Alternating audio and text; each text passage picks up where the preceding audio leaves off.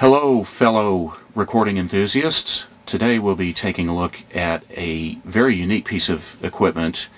This unit that you see is a Urei BL-40 modulator that has been heavily modified and set up for use in a modern recording studio.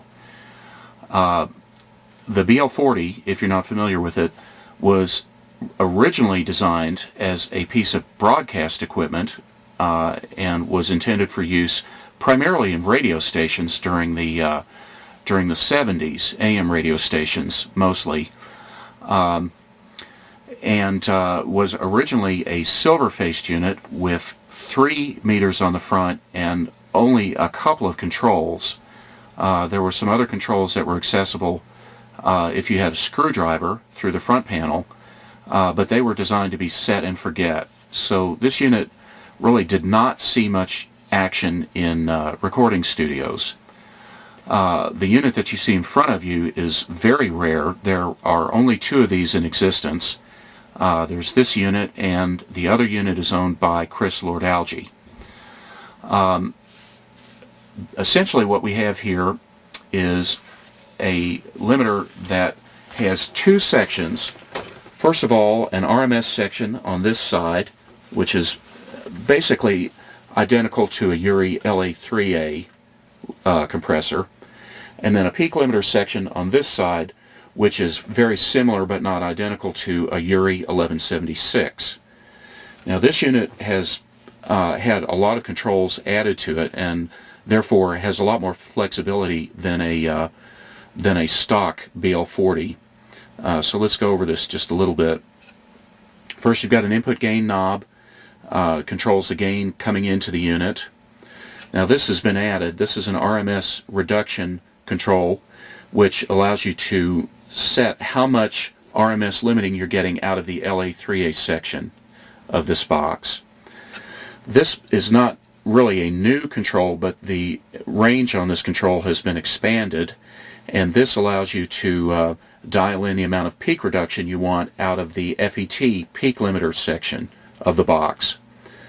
This control is new. This is an attack control.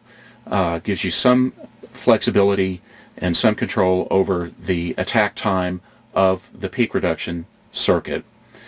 The release knob is definitely new, and this release is not exactly a really good description of this because it changes more than just the release time.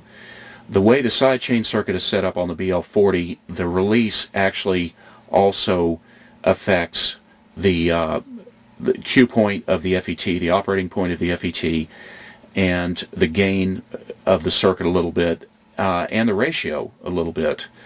So this knob is really quite useful and quite interesting. Now, what I've done with this knob is it actually has a switch on it so that you can switch it back to the stock factory setting, or you can dial it in as you see fit. Now, if you notice, when I take it out of the factory position, the meter pegs, sort of like when you push all 4 buttons in on an 1176, and that's exactly what it sounds like. When you dial in the release, you're actually really in a mode that's more like an 1176 with all 4 buttons pushed in. So, and then you've got the output knob here. This basically just controls the output of the entire unit. Now the way this thing is set up, as far as the signal chain goes, the RMS section is first, followed by the peak limiting section.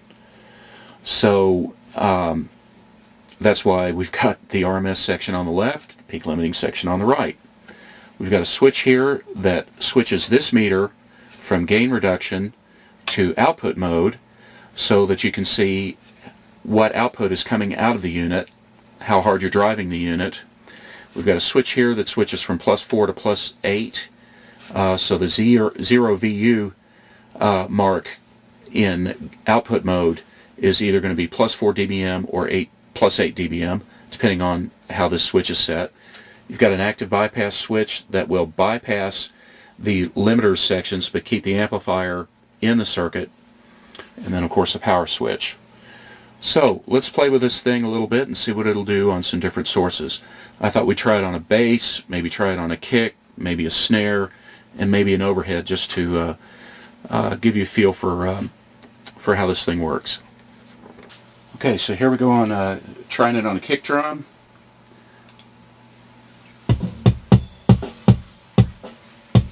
This is essentially an unprocessed kick drum. Let's play around with it a little bit.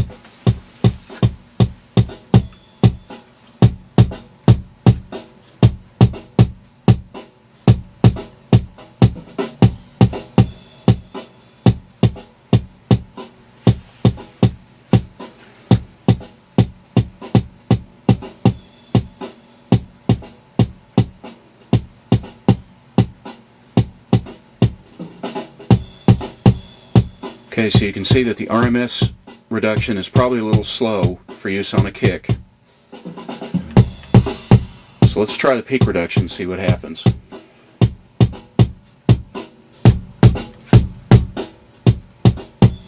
You see that the peak reduction control and the output gain interact. So as you turn the peak reduction up, you have to turn the gain down, the output gain down.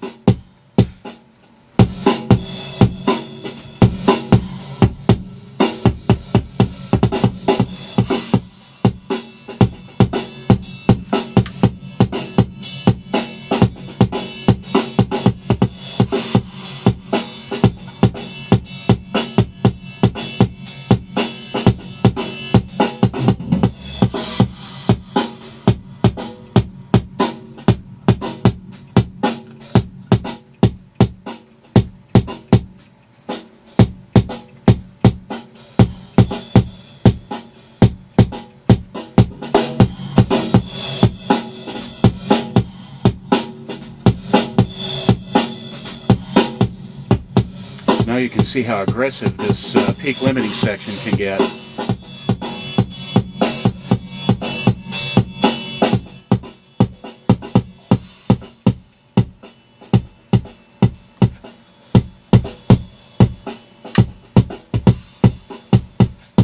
Okay, let's try it on an overhead. That's where the real action happens. This is the unprocessed overheads, and then we will crank in some reduction and see what happens.